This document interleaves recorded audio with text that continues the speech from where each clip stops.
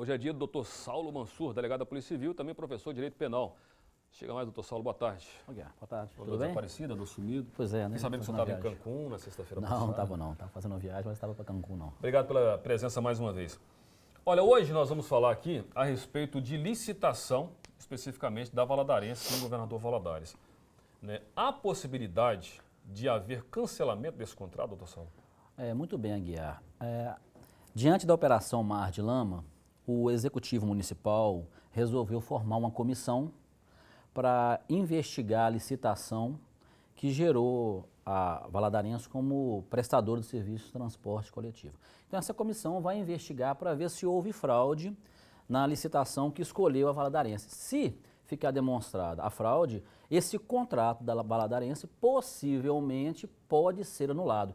E aí é importante, se houver essa anulação, seria importante a população se inteirar, tomar conhecimento, porque aí, a partir daí que vai ser um momento de discutir se uma nova licitação para duas empresas ou apenas uma empresa e de repente regularização de vans, de táxis compartilhados. Então é um momento interessante para a população acompanhar essa comissão para ver se vai anular. E havendo a anulação da licitação, seria bom a audiência pública. Pelo que o senhor andou pesquisando, andou avaliando, o governador Valadares, né, é uma cidade com um pouco mais de 260, 270 mil habitantes, beirando aí aos 300 mil habitantes, vamos arredondar a conta aí.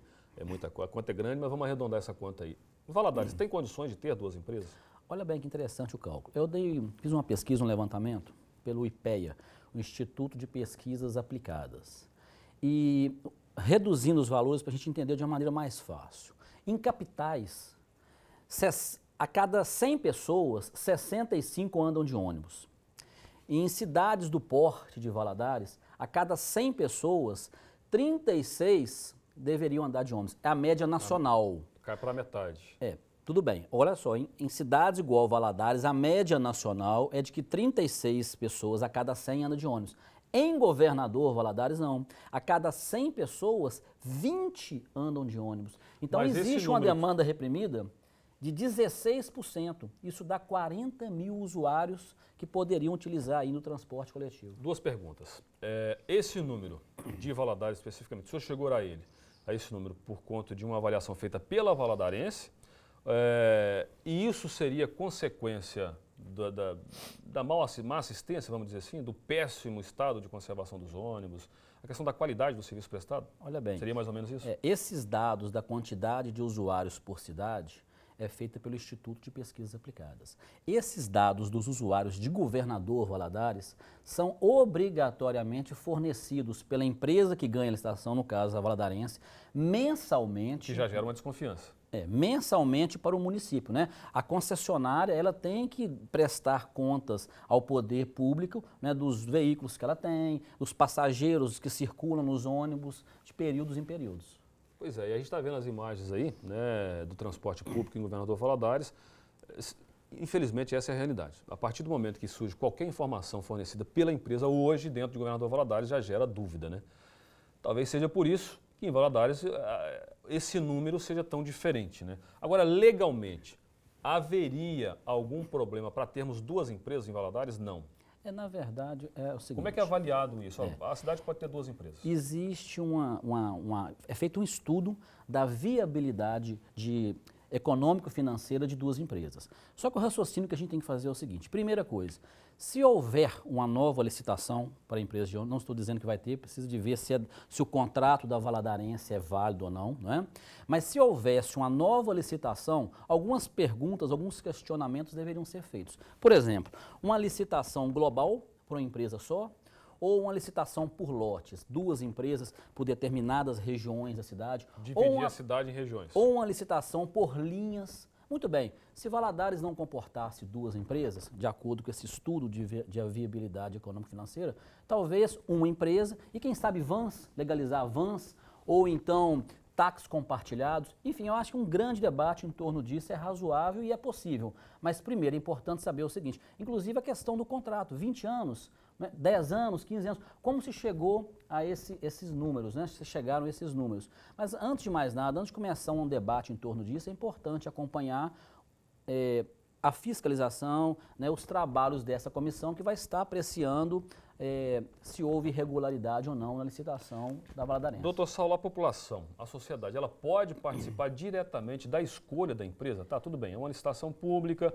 né, vai ser definido pelo município, pela administração, mas a população, ela pode participar? Não, essa empresa a gente não quer. Ela tem esse direito, ela tem esse poder, a população? Não, não tem. O que acontece é o seguinte, quando abre uma licitação para a escolha de qualquer empresa, essa licitação ela precisa ser fiscalizada pelos órgãos públicos, pelos representantes da população, no caso, os vereadores, e se há legalidade ou não. Existe todo um critério para a escolha da empresa que vai prestar o serviço de ônibus, né? O que é importante é a população acompanhar, fiscalizar e requerer o seu direito no tempo oportuno. Bom, eu acho que está bem esclarecido, mas a gente ainda vai continuar falando sobre isso outras vezes. Antes do senhor ir embora, eu queria mostrar uma imagem, né, que a gente exibiu essa semana para a gente poder esclarecer para as pessoas que surgiram algumas dúvidas. Como delegado da Polícia Civil, é claro que eu não quero que o senhor diga que eu prenderia, não é isso. Entendi. Legalmente, questão de judicialmente, qual que seria, poderia ser o resultado ou a ação da polícia, sei lá, de repente se for provocado ou denunciado. Vamos ver, coloca para a gente aí a imagem. Se você não pagar, vai morrer gente lá por sua culpa. Pode morrer. Que isso, tá doido? Vou mandar a polícia lá no seu passar. Que isso? Ele está se Vem não, comprometendo. aqui não. Você vai ganhar meu dinheiro lá fora. Bom, deixa eu só explicar aqui que aquele senhor é um prefeito, né, de uma cidade de Minas Gerais, se não me falha a memória, do sul de Minas Gerais, e a senhora que está conversando com ele é diretora de um hospital da cidade. Ela foi lá reclamar a repasse de dinheiro público para o hospital que não estaria sendo repassado. A atitude do prefeito, delegado, cabe prisão? De ameaças? Eu posso entender aquilo como ameaça de morte? A princípio, dentro da legislação, parece que ele teria praticado o crime de ameaça. E prefeitos municipais, de acordo com a Constituição do Estado de Minas Gerais, eles não podem ser presos em flagrante, a não ser que sejam por crimes inafiançáveis. Crime de ameaça, como aquele que teria acontecido ali, é um crime afiançável. Então, ele não poderia ser preso em flagrante. Não significa que não é possível que ele responda a processo. Cabe perfeitamente um processo criminal em desfavor desse prefeito. Ele vai responder em liberdade. Pelo que o senhor viu ali, seria só esse o crime que ele cometeu? Num primeiro momento, eu só enxerguei o crime de ameaça. Mas eu não vi o Abuso de histórico todo. autoridade. O que a gente tem de imagens é mais ou menos isso, é o que foi divulgado e a princípio é aquilo ali. Ameaça. Bom, então deixa eu terminar aqui a informação, né, aproveitando o doutor Saulo. O prefeito está sendo afastado pela Câmara dos Vereadores justamente por causa da atitude dele, né? A Câmara tomou uma iniciativa, fez uma reunião e decidiu afastar o prefeito, né, da função dele. Porém, né, o oficial, né, da Câmara, o representante da Câmara, foi notificá-lo da decisão da Câmara, não encontrou ninguém na prefeitura, nem o prefeito e nem os secretários, porque quando ele ficou sabendo da decisão da Câmara, ele exonerou todos os secretários e também sumiu da Câmara, ou seja, não tinha quem recebesse a notificação. Devem estar procurando ele até agora, né? E quem vai assumir, esse é o detalhe também mais interessante, quem vai assumir o local dele, ele sendo afastado, é o vice-prefeito, naturalmente. E adivinha quem é o vice-prefeito? Filho dele. É interessante você estar colocando aí pelo seguinte, olha bem, o crime de ameaça tem natureza judicial. Certamente, pelo fato de ele ter sido afastado pela Câmara, foi uma decisão de natureza político-administrativa, crime de responsabilidade, né? Então, é perfeitamente ele responder nas duas instâncias, na esfera política, perante a Câmara de Vereadores, e na esfera jurídica, perante o Poder Judiciário.